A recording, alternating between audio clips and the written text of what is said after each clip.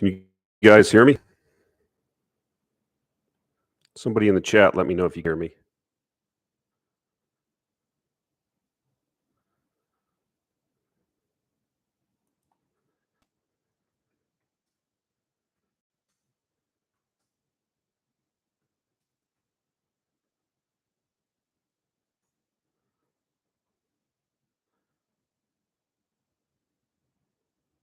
Hello?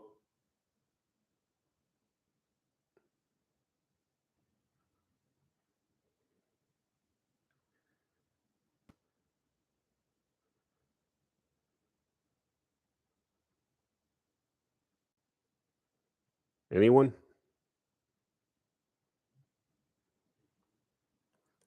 Hello? Can anyone hear me?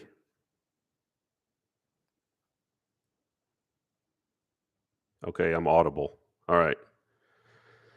So people have asked me to do these live streams, so I just thought I'd throw one together today. It is Memorial Day here in the U.S. It's 7 p.m.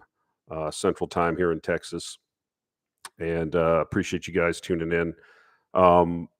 Yeah, somebody already mentioned in the chat, we have just wanted to discuss a little bit about the EU. Looks like it's going to now finally come up. Ursula von der Leyen's going to get her Russian crude ban with a carve out, it looks like, for Hungary. And it looks like it's going to be over a period of time. They can't just do it immediately, obviously, or they would throw themselves into they're not that crazy. But we saw oil prices already jumped. And so, one of the couple things I wanted to talk about was that number one, and what I thought was going to happen. And I just got done watching Josh Young's Bison Interest. He has a May 2022 update on his oil supply demand thesis, and it's kind of a lot of things that we've talked about. If you're a newsletter subscriber, what I've talked about in the videos, and it's the same thing, right? We have demand coming back. If you were watching the news recently, I think over the last day or so, China has said that it's lifting the COVID restrictions, or it seems to be lifting them. They also announced a huge package of economic stimulus. And so that particular headwind of Chinese demand looks like it may be going away. And so one of the things that I actually talked to Josh Young about a few weeks ago. We had lunch with somebody else. He lives in Houston here, and I was fortunate to meet up with him through this other guy. And one of the things we were talking about, and what I think is, what my thesis is, at least for the rest of the summer, is I think it's very clear that we could see a spike in the oil price. I mean, demand's just coming back massively now. I mean, I've been traveling the last several weeks off and on the roads and airports, and I'm not shocked, but I see, everybody's traveling. In Memorial Day weekend, I was going down where I live in South Texas. I just returned to Houston this afternoon. I mean, there was nothing but travel trailers, camping things. I mean, big dually trucks pulling fifth wheels. I mean, these things, it's $5, over $5 a gallon for diesel. And I'm not shocked. I mean, people, I think, this reopening after COVID, and people have said, I don't even think they care if they have to put it on their credit card. They want to travel. They want to get out. They want some return to normalcy. So we're seeing that. And what I think is going to happen is we're going to get a spike in the oil price because we keep, doing these weird things like, not investing in new supply. Some of the things I've pointed out over the last several weeks on the channel. I mean, the Saudis have pretty much flat out admitted that they don't have any more spare capacity. OPEC doesn't have spare capacity. They didn't say it that bluntly, but that's basically what they've said. It's something that I think a lot of people have been intimating or thinking was going to happen. And now with demand coming back, there's just not going to be enough supply. So, and then we have the EU now discombobulating the oil market with, how they're going to manage this cutoff of Russian supplies. And then they're going to have to go out and get other oil from somewhere else. What are going to be the knock-on effects to that? Well, oil's fungible, right? So if the Russians don't sell it to the EU, they'll sell it to someone else. And then that forces the EU to go out, EU countries to go out and find oil somewhere else, and then bring it to Europe because they still need the oil. So I think we could have a problem with the oil price. And I don't think it's going to be interest rates that throw us in the recession. I think in the US we may already be entering a recession, but I think the energy prices are going to do like they did in 2008. I mean, when the oil price got to, I think it was $150 a barrel in 2008, that kind of was the top, and that kind of was, I think, too much for the economy to endure. And so, if you do an inflation adjusted, if you adjust the oil price from 2008, inflation adjusted to what a new high would be like over $200 a barrel. Am I forecasting we're going to go to $200 a barrel? No, I'm not. But what I am saying is the higher that gas prices go. I saw another thing on Twitter. I mean, there's gas stations in California that have $8 a gallon gasoline. So if you're spending your money on gasoline or diesel or whatever, or fuel, you're not able to spend it on other consumer goods. And because the U.S. is a consumer economy, I mean, this is pretty like kindergartenish in analysis, I know, but I think we could see a blow off top into the summer, and then we'll have to see what happens. But I definitely think we're going higher. It looks like oil's kind of breaking out again. I mean, look at all the negative news that was out there over the last month or so, and it just didn't want to go down. It looks like this wants to go higher. And so I'm kind of bullish here for the rest of the summer, at least. The other thing one more thing I'll add here, and then we can get into some questions because I know there's some people on here that are staying up late in other parts of the world, is the oil field services. I noticed some of the stocks that I follow that are in the portfolio. They are looking very good technically. Some of the juniors, a couple of junior companies in Canada that we have that are like under $100 million market cap, they look like they're getting some traction now. And so I think there's going to be a tremendous amount of opportunity over the next several years. Now, obviously, we're going to have volatility in the oil price. I just said that. We could go into a recession. We could get a pullback. But I don't see a situation where we're going to, even if we enter a recession, where we're going to, have the oil price drop down to, $25, $30, $40 a barrel. I don't see that. So we'll just have to see how it goes. But I think there's still tremendous opportunity long term in those oil field services stocks. One of the things I'm writing in the for the newsletter, for the June newsletter, for the Actionable Intelligence Alert is what I found interesting. A report came out, I think it was from Woodside or somebody, but they were talking about the utilization rate for rigs, and the typical way of looking at offshore rig utilization shows that, yes, we're in a recovery, but we still had a lot of extra rigs that were available. But then if you go and incorporate into the utilization rate, rigs that are stacked but being prepared for reactivation, then we get into utilization rates up above 80%. And for drill ships, you're basically sold out. There are no drill ships. And so we're starting to see rates go up. And I think there's just going to be a tremendous bull market in all oil field services, but a spectacular one in offshore. Why?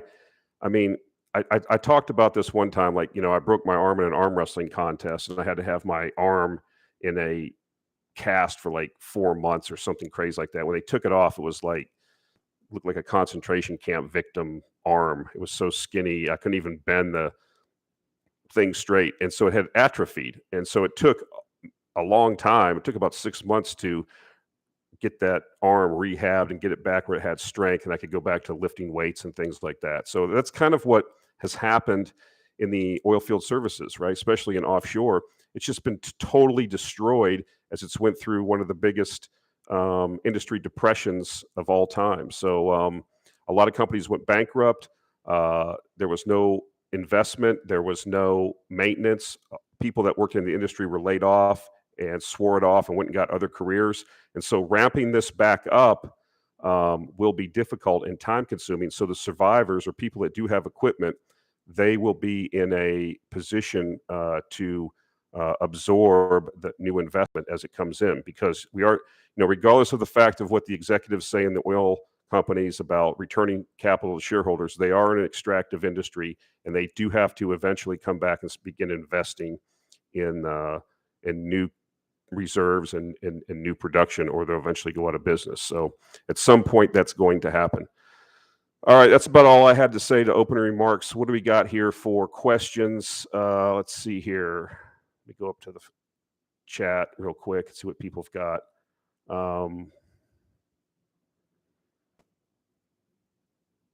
Why are tankers skyrocketing? Because you've basically had the system set up where everything was optimized, and then we've discombobulated the market by throwing sanctions onto Russia, by oil companies sanctioning themselves and saying we're not going to buy Russian crude.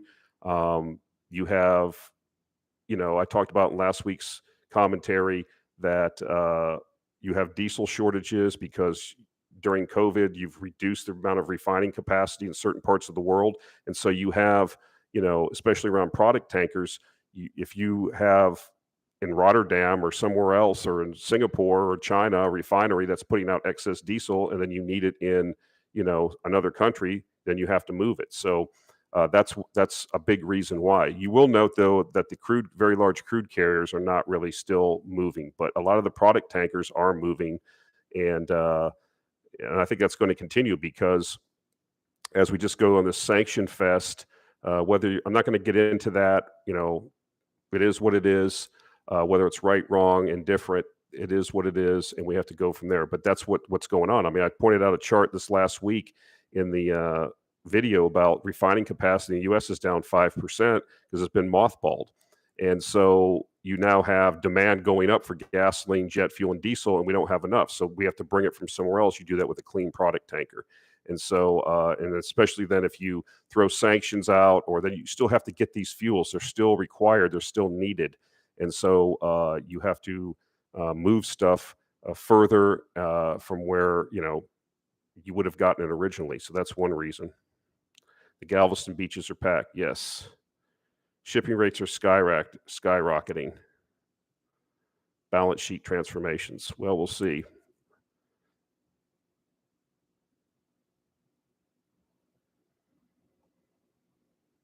Somebody says, turn on your monitor and headphones.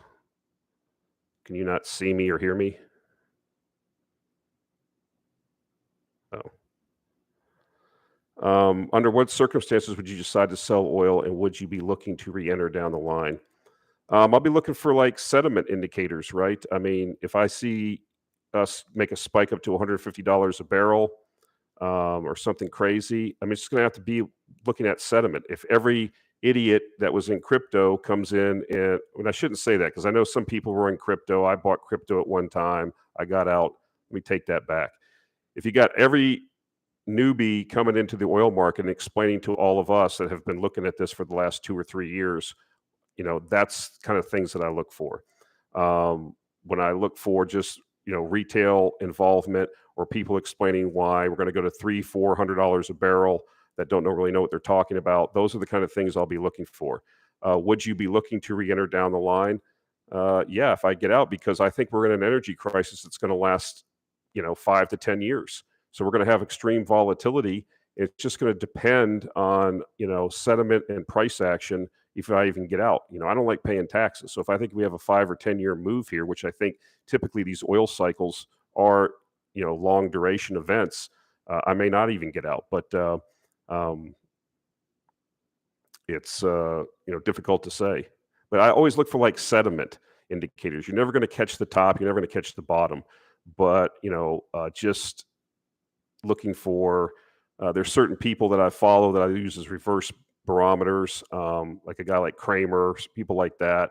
If they become super bullish on these things, it all feeds in. If I see a magazine cover, it's all these type of things. When Don Cox, who used to be a guy I used to follow, he was a portfolio manager, and he used to have these calls every Friday. I think he used to work for BMO Capital, Bank of Montreal, and he was really smart. He used to have a saying, you don't want to buy the page 1 story. He's talking about the newspaper. You want to buy the page 20 story that's moving to the front page. And so when we see things that nobody cared about or nobody was talking about move from page 20 to page 1, then we'll be looking to, those are the type of things I look for.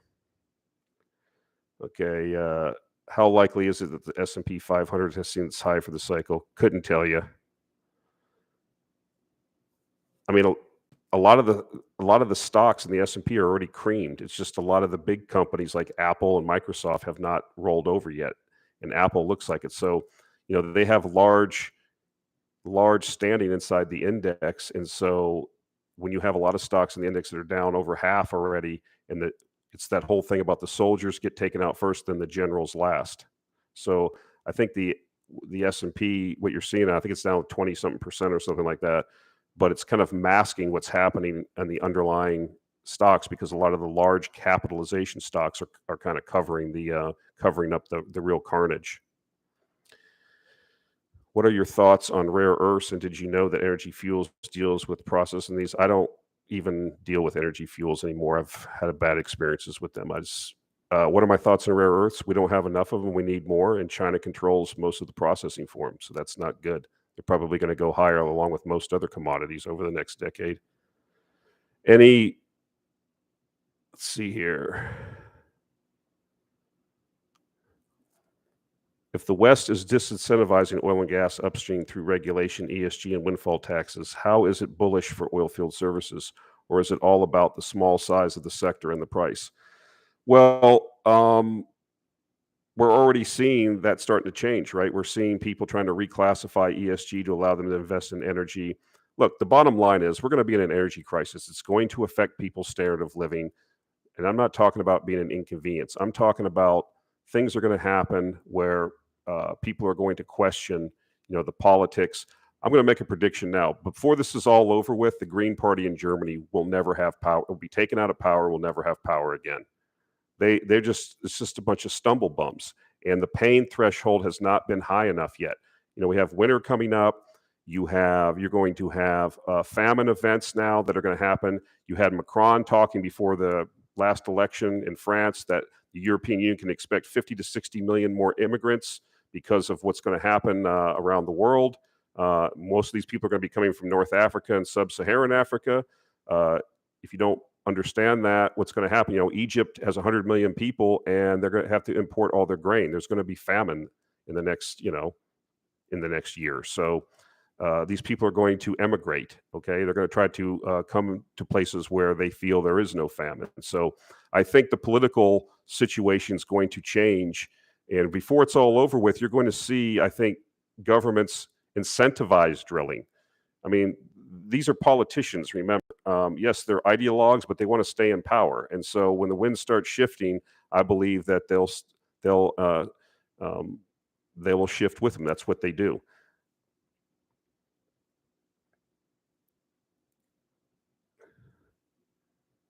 Says the Canadian oil services companies have been lagging behind the oil companies in stock performance. What could be tailwind that help the service companies? Well, if you listen to a lot of the conference calls, they're all saying that activity is increasing, inquiries are increasing.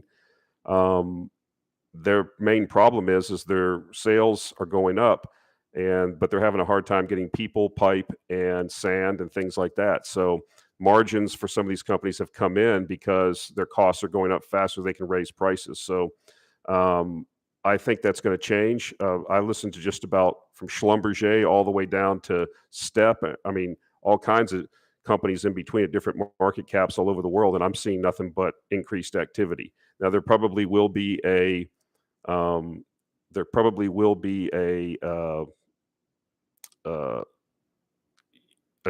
lag as price increases, as they push through price, and then it shows up in margins. Oh, JB, my VLCC trade has been sitting idle for a couple of years. I keep buying the dips, but so far just accumulation. Yeah, I mean, we need to see more oil production, right, to move the crude around. That's part of the problem. I think that's coming, though. I do like to see the consolidation we've seen with Euronav. So I think Fredrickson's in on that deal. He usually makes money for his shareholders. So I think it's been painful, but that's kind of how the uranium trade was for a couple of years too. You just had to sit there and kind of understand the thesis. I mean, no one's building any more VLCCs, and the ones that we have continue to age. So it's been a long suffering trade. It's been a long time to wait, but I think that eventually um, we will see the turn. It's a supply demand situation. How Fahad says, how is European ban Russian oil? Is it possible? Yeah, I mean, I don't think it's possible, but there's a lot of things that the people in the European Union do that I think that are kind of crazy, but they try to do it anyways. Look, I mean, the people in the European Union that are running things at the Commission, Ursula von der Leyen, the Green Party in Germany, a lot of people like that, they want to. They have an agenda. They're ideologues. They're for renewable energy. You got to remember something. The people that are in power in Germany now, their entire political careers were built on getting rid of nuclear power, okay, in Germany. And they have succeeded in doing that. They have the last 3 reactors running. So you have a situation where you have, um, Allah be with them. They want to ban Russian coal, gas, oil. I get it. That's what they want to do. That's their deal. But shut your reactors down? Well, they have to. They can't. They can't go out after 40 or 50 years of having this agenda of getting rid of nuclear power in Germany, turn around on their base and say, oh, by the way, we're going to reverse course and keep the last 3 reactors going and restart the 3 that we just shut down. It's just can't do it. It would be like, the Pope coming out and saying that he's going to be a Baptist minister. It's not going to happen. It's not in the DNA. So it's the same thing now. These people are wedded to this green agenda. They see this as an opportunity to advance their agenda by, if you listen to what Ursula von der Leyen, Laren, or whatever, how you say her name. I like what the one guy says on the Duran, Ursula van de Crazy. But when she said to Mika Brzezinski, this is an opportunity for them. They can, this is gonna accelerate the move to renewable energy. So there's a lot of that involved in it too. So no, I don't think that they're going to be able to get out of it. I mean, they had to do a carve out for Hungary because one country can scuttle the whole deal. So they made a carve out for Hungary. So it's going to be over a period of time. It's not like tomorrow the ban starts. It's going to be over a period. And it's just like the same thing that they did in the EU with the debt, right? They said, well, you couldn't exceed so many percentage of GDP, and they all cheated.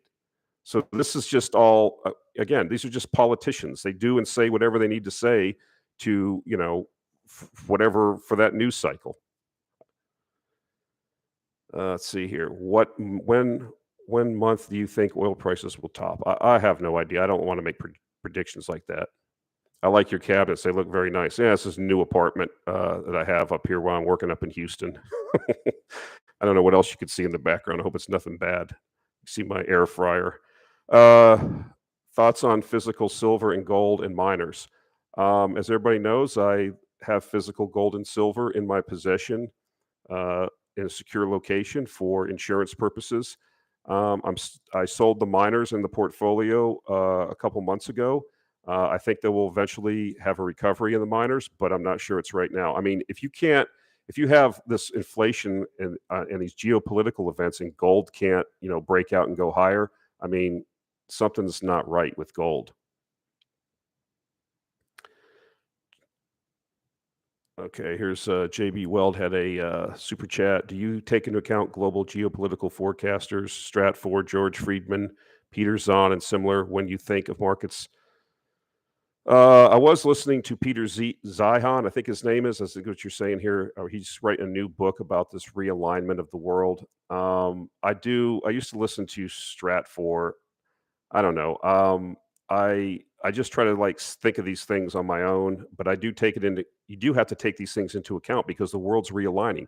My view is, and I don't want to go too much off on a tangent here on this, but my view is that we've had this for 200 years or 150 years, how long you want to say it. We've had this Atlanticist hegemon with the United States, Anglo-Saxon world, if you will, basically having a hegemon around the world. And backed up by the United States prior to the United States, Great Britain's Navy, and now the United States' military and Navy. And I think that a lot of countries around the world, and that allowed for globalization, that allowed for a lot of things. I think some people would argue that. But a lot of countries now are kind of like small children that are like India and China and these people that have grown into precocious teenagers and are entering adulthood and don't want to listen to their parents anymore. And they have their own ideas about how they want to live their life, if you will. And so I think that that's what we're seeing. We're seeing a challenge now to the US's hegemon and the Anglo-Saxon hegemon, the Atlanticist hegemon. And I think that that's going to cause a lot of problems. I mean, somebody used the term the other day that we're in World War III. I agree with that. I think World War III has started. I don't think it's going to be a hot war, but you're going to see a lot of economic things happening, new alignments, realignments of. I mean, have you ever seen where a United States president calls the Saudi leadership and they don't pick up the phone and talk to him? That this is unprecedented, and this recent thing this continuing boils that we have that have not been lanced that I think are going to cause problems. Where you had the United States confiscate a Greek tank or a tanker with Iranian oil, and then the Iranians did the same thing, and yada yada yada. I mean, we're going to have the rules-based order, whatever that is. I think is going away, and whether you agree with it or not, I mean, that's just my view, and that's kind of how I'm looking at the next 10, 20 years. And I think it's going to cause a lot of turmoil. I think it's going to be inflationary. I don't think it's going to be good for supply chains and globalism. But I mean, I'm not a geopolitical forecaster. That's kind of how I'm looking at things. Rates. When does Powell back off? If you listen to Cuppy, he thinks it's going to be, not too long from now. But I don't know. I mean, the polls are saying that the main political concern right now amongst the U.S. electorate is inflation. So it looks like the inflation rate may have rolled over.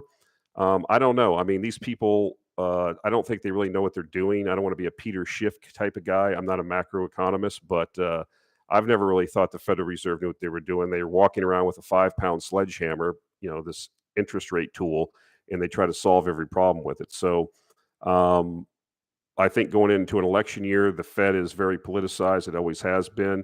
And I don't think they want to be blamed for causing a recession, but they have to do something with these rates. Now, I think as the stimmies have ran out and all these people have to go back to work now, and hopefully with China opening up, some of the supply chain issues will mitigate. I mean, I'm driving around some car dealerships here that I drive by right by my apartment here. There's nothing on the lot. There's nothing on the lots. It's not because they have high sales. It's because the chip shortages and the manufacturing discombobulations.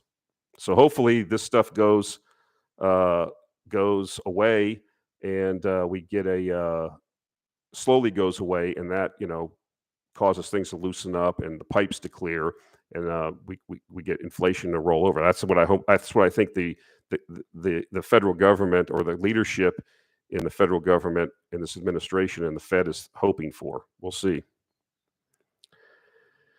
Let's see here. Are you following Moscow exchange developments? Thoughts on RXET and Russian stocks 3 months into this thing? I have some shares, and right now I've got them marked to zero.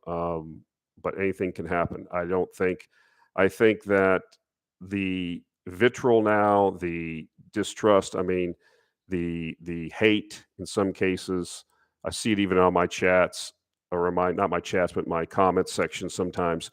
People have a view on this, what's happened, and I think it's going to be, I think the Russians now have decided that, the Europeans don't, it's going to be hard to heal all of this and to get all this stuff lifted. Now, if oil goes to $300 a barrel, I mean, and governments change, anything's possible. But I think you're going to have to, if you have any Russian stocks, you're going to have to mark them to zero and then hope that down the line that they, things change. But right now, that's how I would look at it.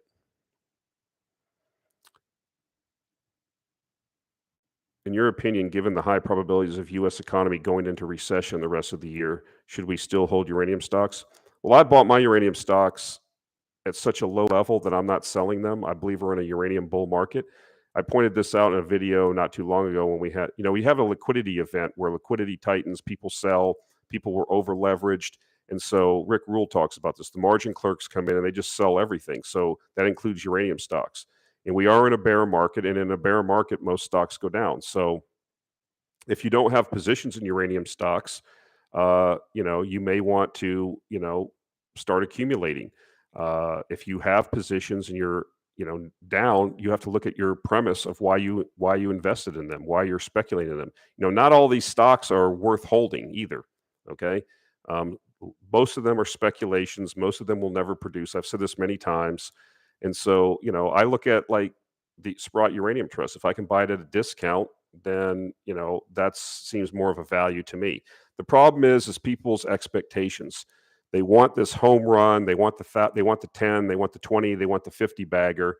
And I mean, in that type of situation, you're going to have to not only catch the uptrend but get the right stock. And I'm just looking at it from the perspective of nothing's really changed fundamentally with the uranium sector. And so if I get a chance to buy physical uranium at a discount to net asset value, I think that's the way to go. How do the credit markets look currently? Any signs of high yield bonds distress? Yes, there is. There's a tool that I use that's in the St. Louis Fed. It's a Fed, the St. Louis Fed Bank has a tool called Fred. You can go in there and there's high yield bond index, there's stress indexes you can follow. And yes, they're starting to all move higher because as rates move higher, all these zombie companies, which is about 25% of the companies out there, can't make their payments. So yes, credit stress is beginning to build. Gazprom is in the process of delisting from the LSE. I assume that NYSE will be next. I cannot imagine any Russian stocks remaining on Western exchanges. It's probably true. What are your thoughts on fusion energy replacing oil, natural gas, and coal? I think anything's possible, but that's not the case right now. I mean, I don't see anything that's close to being from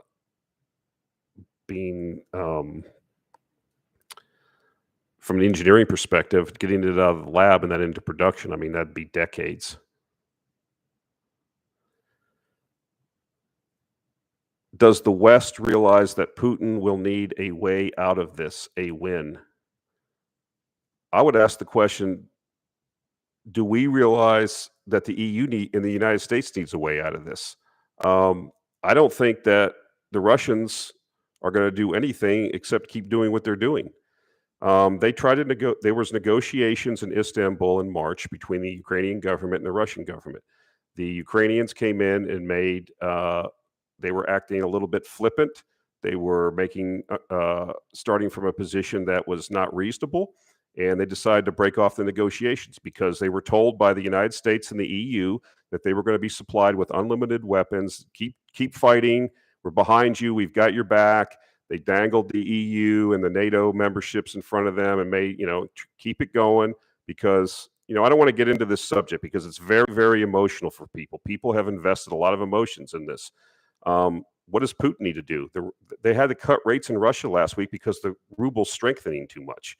I mean, the EU had a plan in the United States. They were going to freeze out the Russian economy. We're going to have hyperinflation in Russia. The people were going to rise up and depose Putin. Well, that didn't happen, right? The only people that are being affected by this are the European people in the European Union and the people in the developing world that are going to starve this year and next year. And so what does he need to do? He needs to keep doing. It's exactly like we just talked about, like Douglas McGregor talked about, like Jacob Dreisen talked about, understanding the Russian order of battle, which is, with new command in there. They made some mistakes early on, and they're doing what they normally do to their strengths. Use massive artillery and grind up the enemy. That's what's happening. And they don't have to do anything different but keep doing what they're doing. And my suggestion is, I'm not going to say it's my suggestion. The New York Times is saying this. Mario Draghi said this. Henry Kissinger has said this. Other people in the European Union have said this. You had Lloyd Austin calling Shoigu last week, asking for a ceasefire. You have Macron and Schultz calling Putin. What does Putin have to do? Okay, just keep doing what he's doing because winter's coming. And, That's my view, and people chastise me for that. Well, you're a Russian supporter. I'm not a Russian supporter. I have a lot of personal problems because of what's going on with this war. I have family members that have been killed. My wife is stuck in Ukraine. I was going to retire to southern Ukraine this year. I'm not going to be able to do that. It's now Russian territory. I'll probably never be able to go there again. So I have a lot of personal problems. I'm not an advocate for this war. I'm an Orthodox Christian, and I have two Orthodox countries fighting against each other, killing, and I'm a Slav by descent, and I have Slavic brothers killing each other. No, I'm not really happy about this war on either side, okay? And how the EU and the United States manipulated people into this, okay? This thing that it just started February 24th of this year, if you think that, then we have nothing more to talk about, okay? And this is why I don't like talking about this, because I have my own views on this and other people have their views, okay? That doesn't make me an apologist. The whole world's going to be turned upside down because of this. Let's see.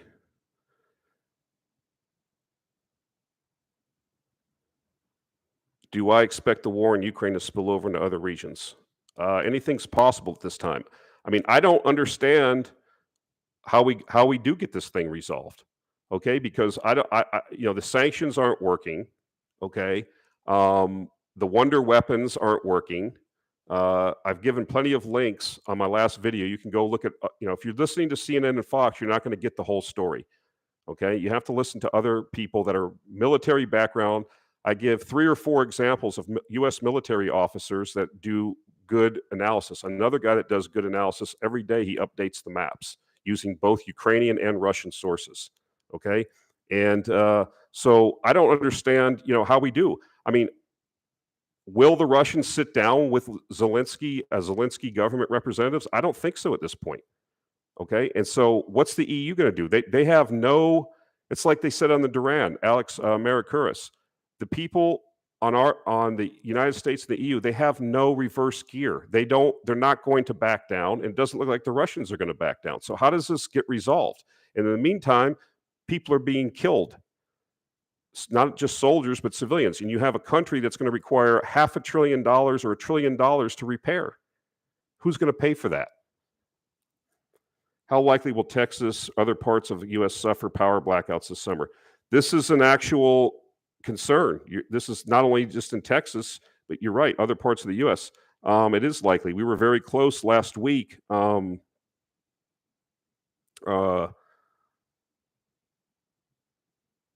were very close last week for ERCOT being overcome. So yeah, I think it's very possible. We simply have not, again, made the necessary investments, and and so in our transmission generation, we've put all of our chips on, just saying we're going to build more wind farms and solar panels, and that'll just solve it. No idea about, how we're going to move the power, how we're going to balance everything out. None of that's happened. So yes, we're in big danger of that. California's in big danger of that. I was just looking at another video a guy sent me of, I think it was Lake Mead. I mean, they showed this guy, he went to the spot, he fishes out there, he went to the spot where they found the body in the barrel. As the lake goes down, I think it's Lake Mead, one of those where they get a lot of the hydropower, where they have this huge drought out west, and they found the body. So he fishes over there, and he was showing that just in the last month, the lake's dropped like 10 feet because they keep taking water out of it. They have no choice.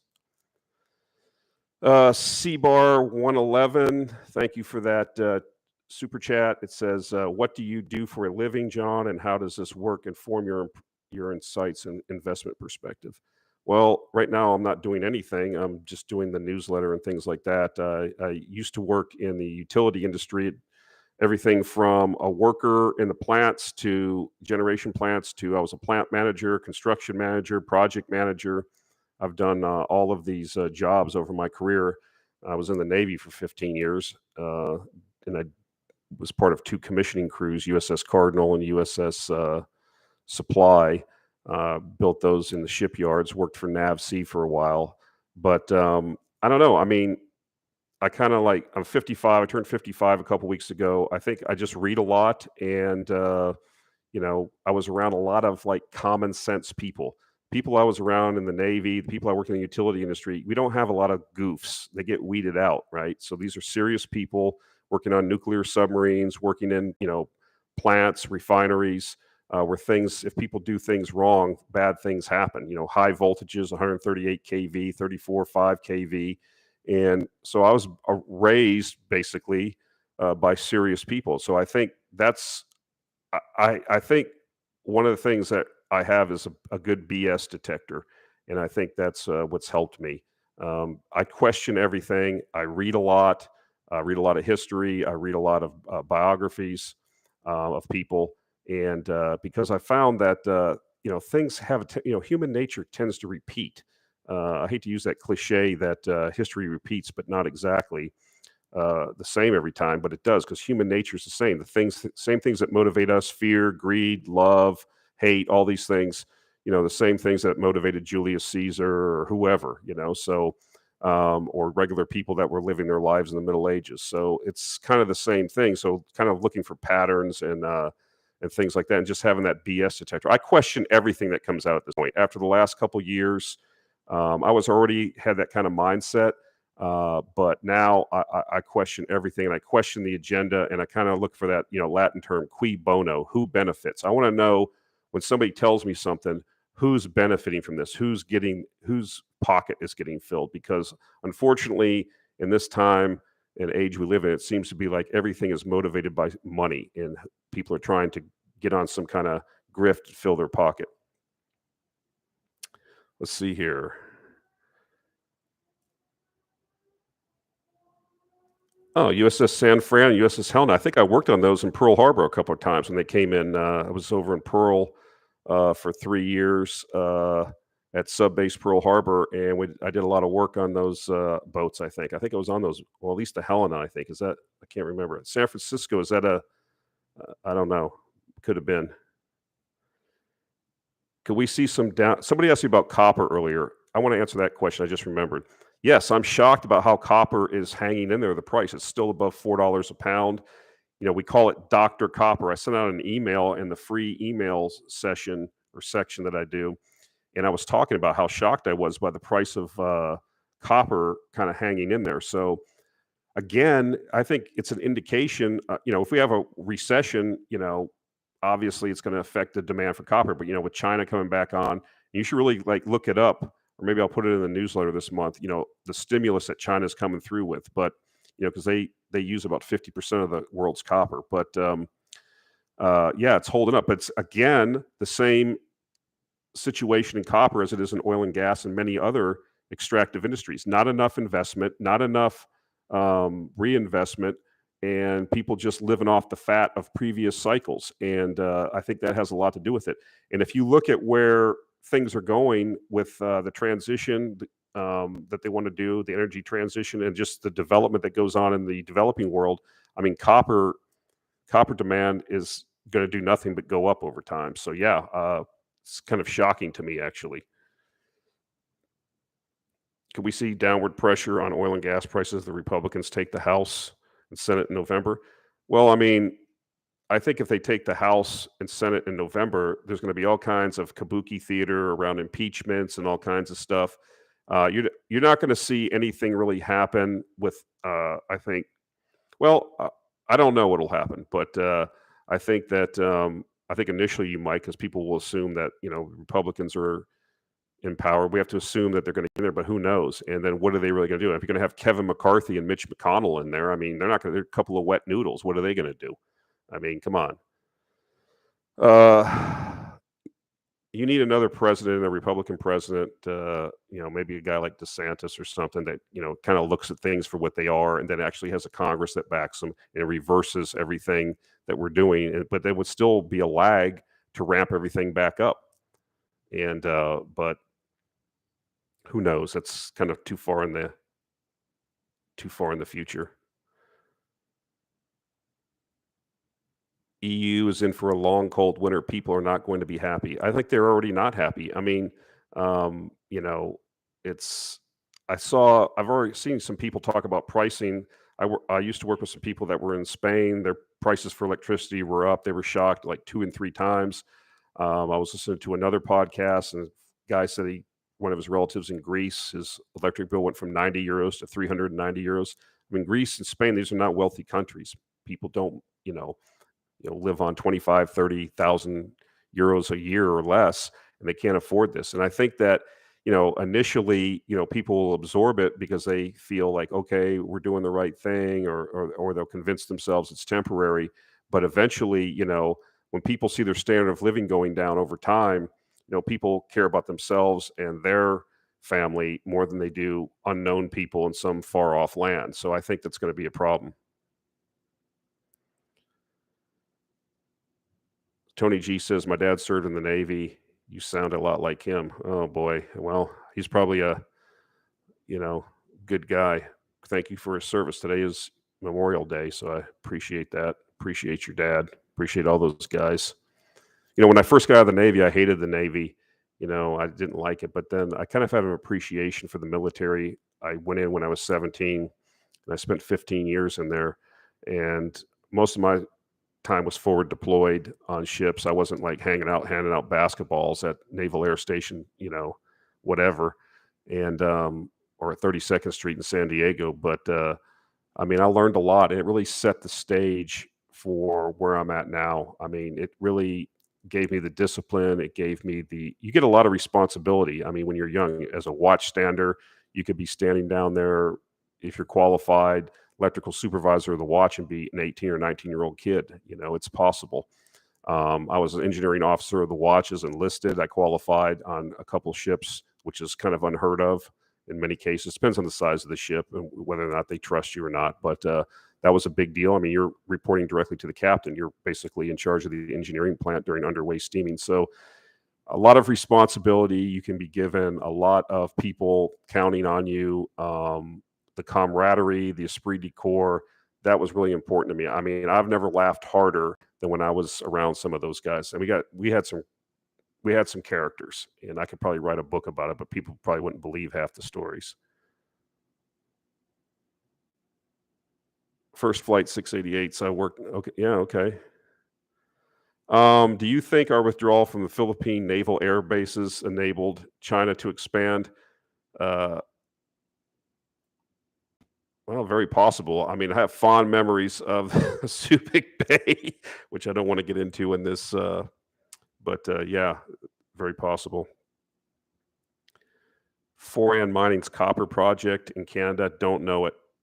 Pierre Lasson's involved, might be something to look at. I might have to take a look at that. JB Weld says every nation has the government it deserves.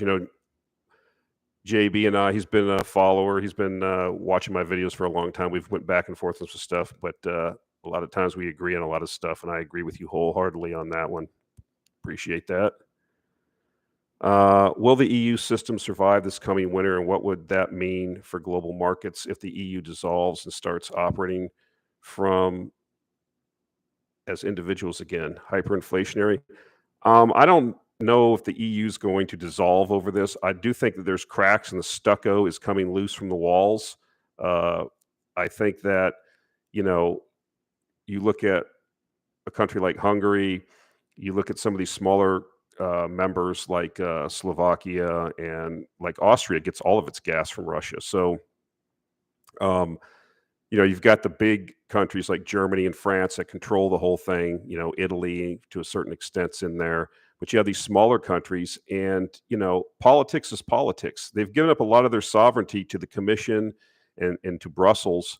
And I think that if things get, I don't want to sit here and be a negative person. I don't know what will happen. Maybe these people, I make fun on them, of the Ursula von der Leyen and Olaf Scholz and these people, and dunk on them. But maybe they'll figure this out, and they will be able to overcome all this. And their plan is the plan that will work. I don't know, but I do think that I do know human nature, and I do know one of the things I have seen throughout history: people are not going to put up with their standard of living being affected. They simply will not do it. And whether it's even if it's a totalitarian regime, watch the just like watching the videos of like when the Romania collapsed, the last speeches of Ceausescu that he was given. And the Berlin Wall, where or the gates from East Germany or East Berlin to West Berlin. The border guards got the wrong order, or somebody said something off the wall on TV, and everybody went to the border and they just opened the gates. So, you need, what I'm getting at is every system political system needs the consent of the people to a certain extent, even a fascist or communist system, a totalitarian system to a certain extent. And people expect standard of living. I mean, that's the bargain that the Chinese Communist Party has made with the Chinese people. We will give you prosperity, and you don't challenge us politically. And so that's what they're always worried about and nervous about, that they have to deliver that economic growth, the jobs, the wealth. And same thing, whether you're European or Bolivian or anything else, people are not going to stand for. You see what's happening in Sri Lanka right now. That's an extreme case. I don't expect things like that to happen in Europe or the United States, but anything's possible. I don't know. And we'll see how far down this road that the leadership in Europe wants to go. But I think when you have 28 or 30 countries with different histories, different languages, that was the whole thing, right? They didn't want to have any more wars, have this common economic bloc, not have this hundreds of years, 1,000 years of wars that they had over time. And they wanted to get away from that. But I think it's kind of devolved like it does. You get, it attracts a certain group of people that are, I think not nice people. They're sociopathic, if you will. And they don't have the people's welfare as their number one priority. They have their welfare, and people start seeing that, and most people know that, and they don't really care or mind it. They're apathetic towards it. But when it starts affecting them personally, and their standard of living goes down, and these people don't have an answer, or they double down, I think that's going to create political waves. So we'll have to see. John, I experience these goofs on a daily basis. I am a history buff and think of myself as logical, but I'm starting to lean further towards what many would consider to be the bad guys. And I guess I would like to know how I can avoid thinking in this way. Well, I don't know what you mean by the bad guys. Like I said, I mean, what we try to do here is just looking for things the way they are. I mean, everybody's going to have their own, moral judgments, or their, what they think about things. Who determines who's good and who's bad?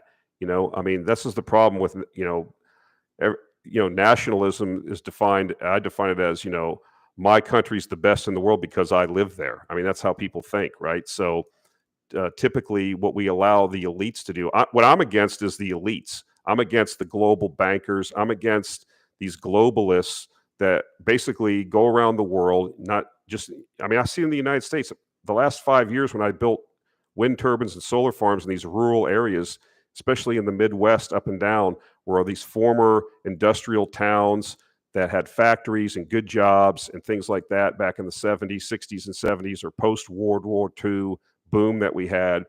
And now they're gutted. And you have alcoholism, drug abuse, all kinds of psychoses going on in these places. It's rotted out. People have left these places and went to like major cities to find work. And I don't think that that's cool. And I'm against that. And I'm for, putting the regular people first. And I'm not for the globalist agenda, the bankers. Remember back to the housing bubble. I was just watching The Big Short again. It's one of my favorite movies. And I remember nobody got prosecuted for any of that. Do you remember the outrage there was? I don't know if you recall that in 2008. The outrage that even when all those like Bear Stearns and those things collapsed, Lehman Brothers, they still paid out bonuses.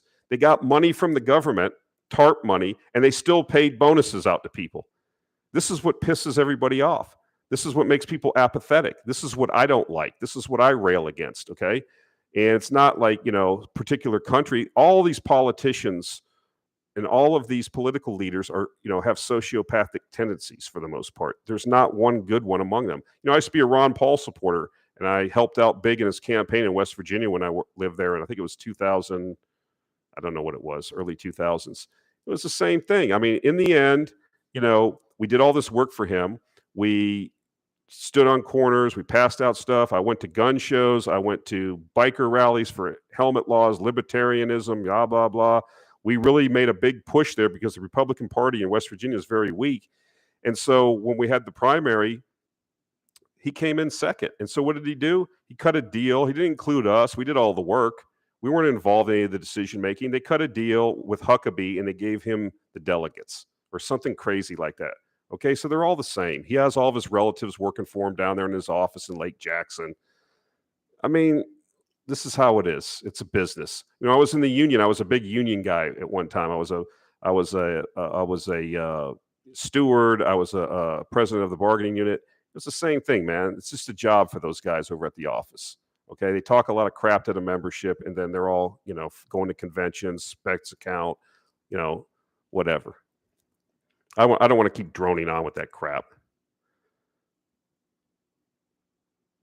So Tony G says, in the old days, you didn't just see made in USAN products, you saw made in Pittsburgh. That's exactly right.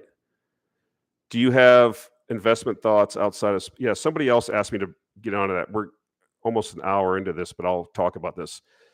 Yes, I'm going to start talking about this more. I have to differentiate between speculations and investments. There are a lot of good companies out there. And a couple of, I do invest in companies for the long term, companies that compound over time, their earnings and cash flow and book value, and they have certain characteristics. And I think it's appropriate to talk about those. The problem with the newsletter is I've kind of treated it as a business, and people want, they want hot tips. Give me something that's going to double my money. But I'm going to start transitioning in there to giving some more investment type companies, okay, and for the longer term, because I think building wealth is one thing, or speculating. If you look at all these guys that became millionaires from crypto and real estate or whatever, and whether they were prescient or they were intelligent or they knew what they were doing, I don't know. And then a lot of these guys have lost everything. So if it's like one guy said, if you found $1,000 in the gutter, does that make you a good investor? No. I mean, you found $1,000 in the gutter. But teaching people how to, because I went through the same thing. I made a ton of money in the last boom in 2004, 5, 6, 7, 8, whatever. And I didn't, I had this linear extrapolation. Well, uranium is this high, oil is this high, it's just going to keep going. And that's not how things are. And I lost a lot of money. What I should have done is been recycling profits out of that and putting them into more long-term businesses. You got to remember something. We're buying businesses, parts of businesses. So who's running the business? What kind of decisions do they make? What's their philosophy about shareholders and minority shareholders? Do the people that run the company, are they owners? Do they own a large part of the company? So I think talking about those things, and then seeing if, if you look at, one of the things I encourage people to do is properly set their expectations. I think that's one thing that I haven't really harped on enough with a lot of guys, because we've been in this bubble, everything bubble, where things just go up hundreds of percent or thousands of percent. And people, like I said, they find $1,000 bill in the gutter and they think they're an investor now. And you just happen to be in the right place at the right time. That's not everybody. That's, but that's what happens during a bubble. And I think, trying to teach people, that if you look at Warren Buffett, who's a multi-billionaire and acknowledged as one of the better investors of all time, but he's not the only one. One of my favorite investors of all time is a woman called Hetty Green. She was in the early 1900s. She came from a whaling family, and they had a lot of money, and they transitioned into real estate and all kinds of other stuff.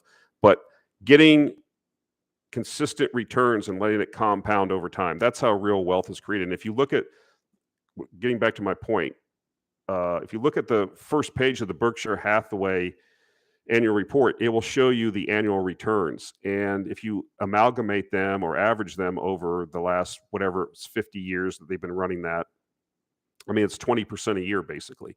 This is the best investment in the world. So people thinking, well, give me a stock that's going to double, or how come this is only up, 300% instead of 400%? I mean, these are not realistic expectations. We're in a anomalous time, which we should take advantage of, obviously, these speculations and these abilities to make money. But we should also understand that a lot of it's been liquidity driven by the Federal Reserve and some other unique characteristics that may not be the same going forward. And so it's incumbent upon somebody like me, because people give me a lot of trust. I mean, there's a lot of people that made a lot of money during like COVID. I got some letters from some people where they were thanking me for getting them in some investments that were able to carry them through. They were laid off or whatever, or something happened, and they were, the success that they had in the market, basically got them through whatever financial ordeal they had. So I feel the trust there, the expectations, and yeah, I mean, I'm going to start talking about that more. I have a couple companies in the portfolio that have been compounding book value over time. But this is something I want to spend some more time on, and I do have in my private investment portfolio things. I mean, for example, I mean, somebody asked me like, what would be an example? I mean, I'm very stoked on what's happening in Central Asia, specifically Uzbekistan. As a matter of fact, I think I put a link. Scott Osheroff and Ladislaus Maurice, two guys that I know and are friends of mine. Scott being the guy that runs he's the chief investment officer of the Uzbekistan fund. They had a discussion. It's a YouTube video. Kind of talks about, and that's the kind of things I'm looking for, right? Things that can compound over time, things that can grow over time. Now, you're not going to get like straight up from the lower left to the upper right, but consistent. There is a formula to how wealth is created in the stock market with buying businesses that there's a lot of similarities about how the companies are run and return on capital and how the managements treat people's capital and how their philosophy is around running businesses. So yes, I'm going to talk about that more. Is silver the new lithium? Chen Lin, more silver in each panel, much greater efficiency. I don't know. I mean, I have a ton of silver. I don't have a ton. I have a lot of silver. I have a good chunk of gold. Difficult for me to. What I do with gold and silver. Here's what I advise on that. You just gonna have to wait and see when a breakout comes, and then it's like waiting for a wave surfing. I can't tell you when the wave's going to come in, but when it comes in, you want to be out there on your board ready to go. So that's I kind of use technical analysis for that, because when you get these moves in gold and silver mining stocks, I mean, they can be tremendous, but I just don't know when they're going to happen. I mean, like I said, I mean, we have all of the requirements, massive negative real interest rates, inflation, a war going on, all kinds of discombobulations in the world, and gold and silver are not making new highs. I mean, I don't know I don't know why that is. I just don't know why that is. Let's see. Just going to answer a few more questions here. Coffee can portfolio, biggest mistake is selling too soon. Love Phelps' book, 100 Baggers. Absolutely. Not only his book, which is good. I mean, he gives you many examples in there. He was written, I think, in the 50s or 60s. But Chris Mayer, he wrote a book about that. It's more in the same philosophy, but it's more modern companies, showing how that works. I definitely. A Rogue Trader says a book called 100 Baggers sounds dangerous. You know what? Get that book and read it, because it will open your eyes about long-term investing and the commonalities you will see in these companies. Chris Mayer did the same thing. He did this study about the companies over I think he wrote the book 5 or 10 years ago, but in the previous 10 years, the companies that were 100 baggers and there are a few, and they have common characteristics. And so, yeah, it's interesting. Yeah, that's 100 to 1 in the stock market. Yeah, that's the Phelps book, and I think 100 Baggers is Chris Mayer's book. Yeah, that's right. Okay, guys, that's about an hour. Anybody else got any more questions? I'm happy to answer them. This has been kind of fun. We had a little bit more participation this time. I don't want to go too long. I could talk for hours, but who wants to listen to me talk for hours? I mean, but any other questions or comments? Happy to discuss. Otherwise, definitely appreciate you guys, and I'm recognizing a lot of the same names, a lot of guys. I really appreciate you guys. When I started this endeavor a couple of years ago, you know, I never thought that it would take off. I remember looked at some of them, like the first couple of videos I made, they were horrible. They're not the super great videos nowadays anyways, but I think trying to, I don't get it right all the time. What do I know? I'm just a guy on the internet, but I think that, trying to learn from mistakes and try to let people know, the cyclicality around these resources is what's so important. I think that people miss, and just trying to help get that word out and get people not to make the mistakes that I made in the past. I wish somebody like myself I would have ran into 30 years ago, but it is what it is. So anyways, let's see here. Somebody has any thoughts on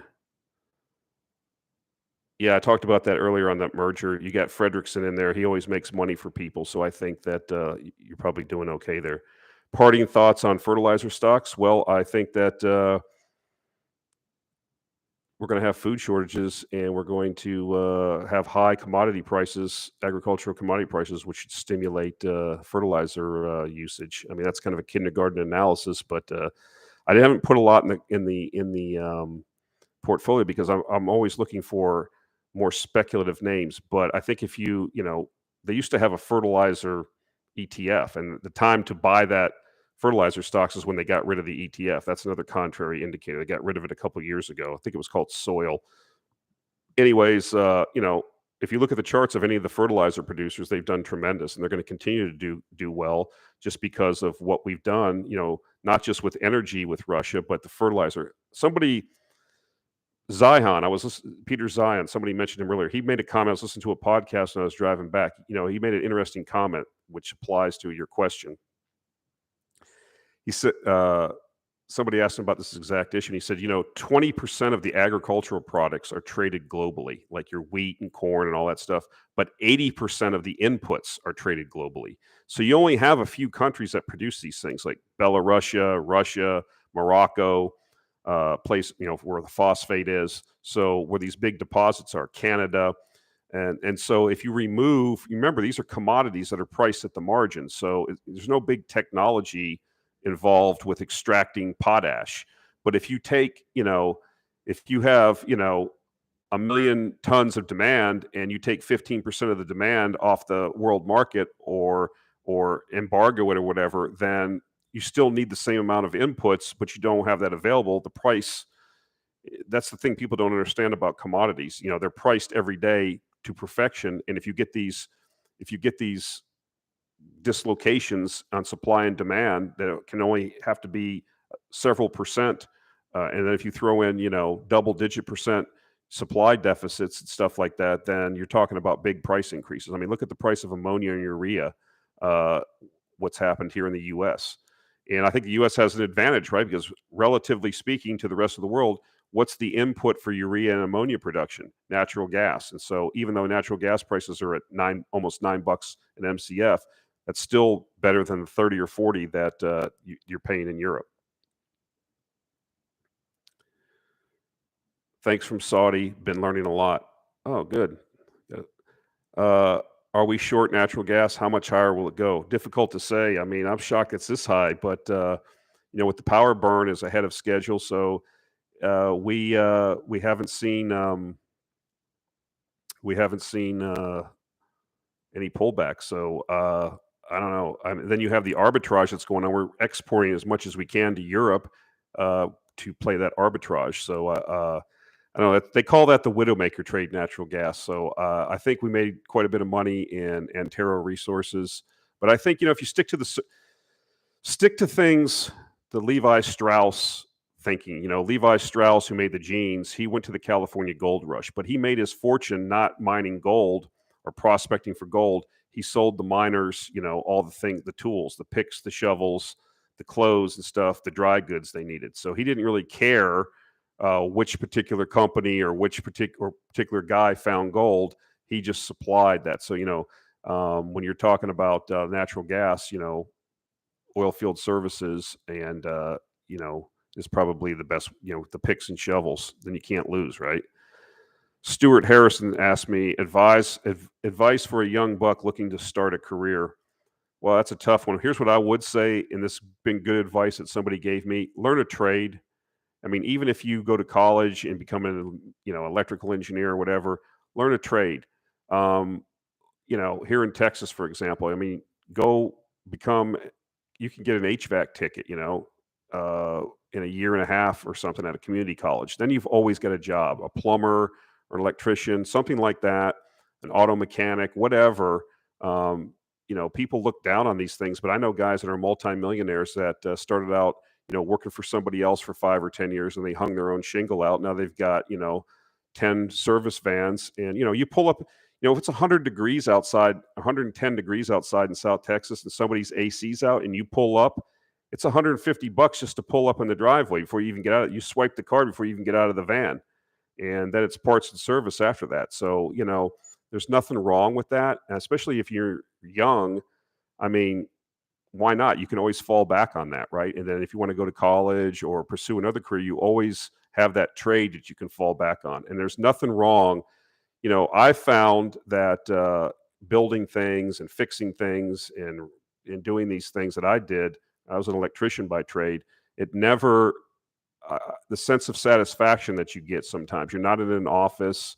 And if you're good at it, I mean, it does something for your self-esteem.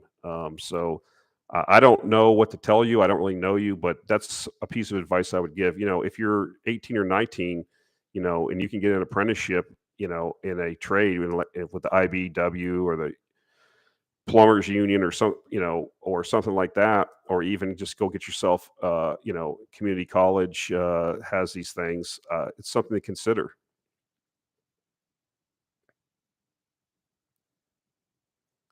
Let's see here. Yeah, I mean, this plumber thing. There's another thing. Let me just say this real quick because this kind of reminded me. I was actually looking around here in Houston. There was a couple plumbing companies that were up for sale, and they were maybe doing about just between $750,000 and $1 million a year in business. And what happens here is this, okay? The guy is like in his 60s now. He's running the business with his wife. They started it, whatever. They got a couple guys working there, but they don't have their kids working there. Their kids are doctors or lawyers or some other thing. They moved away or whatever, and they don't want nothing to do with the business. And so these guys are like, okay, I put my whole life into this thing. I want to sell it now. And what I'm finding is this. They can't get people to come work for them. Nobody wants to do these jobs, right? And then, they're willing to work with you. If you come in there, if you go in and you find the right spot, there was a guy in Wisconsin. Another guy told me about this.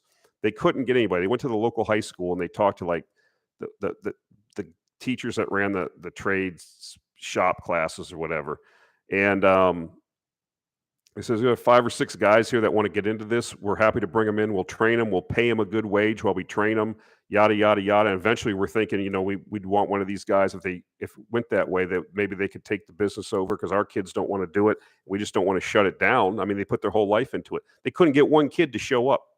Not one kid. I mean, they're willing to roll out the red carpet for a kid to come over there and just learn the trade. They're going to teach you, earn while you learn. And then maybe down the line, you take the business over for them. You buy the business from them, and nobody wanted to do it. I mean, I did the same thing. My first thing. One last story, then I'll get out of here because this is important for this guy that's asking.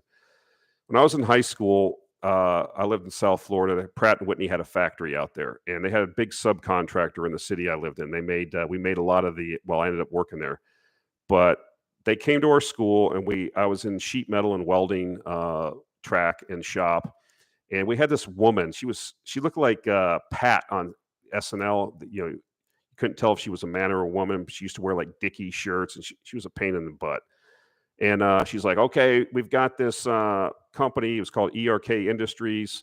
They're a subcontractor of Pratt & Whitney. They want like 4 you guys they're going to make 4, basically what they call the jet engine metalsmith apprenticeship. And then if you complete the apprenticeship, you can get a job there, and maybe even get a job at Pratt & Whitney or something like that. So I'm like, man, that would be cool. I'd like to do that. And so what I did was, I'm not going to wait on this lady. I'm not going to go suck up to her. What I found out who the president of the company was. His last name was O'Brien. I can't remember his first name. The deal was, though, I had a class with his daughter, like an algebra class or a geometry class. Her name was Karen O'Brien. I'll never forget this. And I badgered her for like 2 or 3 days in class. Karen, get me an appointment with your dad. I want to go in there. I want this job. She's like, leave me alone. You're nuts. Get away from me. So finally she agreed. She went home and talked to her dad. She said, go over to the plant after school and he'll give you 5 minutes. So I went in there. I sat down with him. I said, look, I want to do this. I want to get this job. I want to learn this trade. I'll work for free even. I don't care. I want to do this. And it's a tremendous opportunity. And he said, I never saw a guy like you before. I mean, I never saw a guy come in here want to, I basically sold myself. He said, you know what? There's 4 slots. You got one of them. So, of course, the shop teacher got all pissed off at me for going back door, but I didn't care.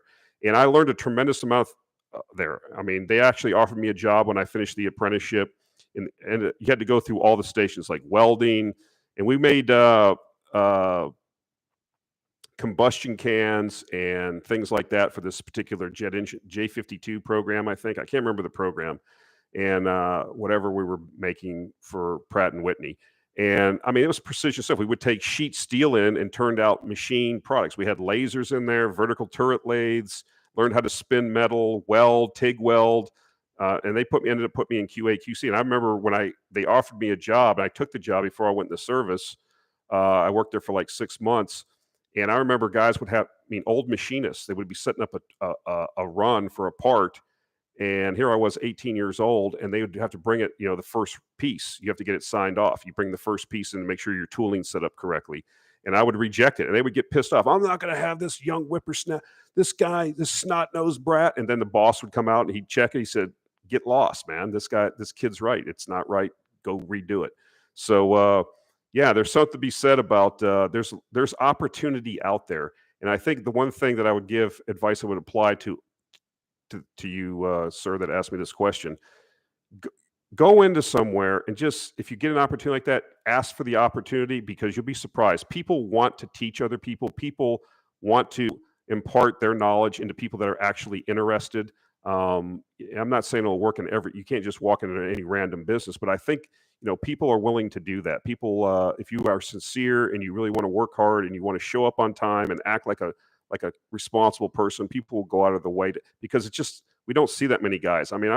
Last job I was on, running a construction site. You don't even remember all the problems I have. 300 guys, and half of them are nitwits. They don't come to work. They're smoking dope, doing all kinds of stupid stuff all day.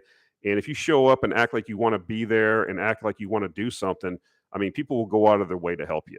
And that's been my experience. And I think was the same for me 40 years ago. And I think that doesn't change throughout time. Appreciate the birthday wishes. All right, I got to get off here, guys. This is a lot. Yeah, oil and gas. That's right. I wouldn't. It's cyclical. Just be careful about that. All right, guys. That's it for this time. It's an hour and 17 minutes. Appreciate you all, and I hope you guys enjoyed this. We'll try to do some more of these in the future. Have a good one. Appreciate it. Talk to you later.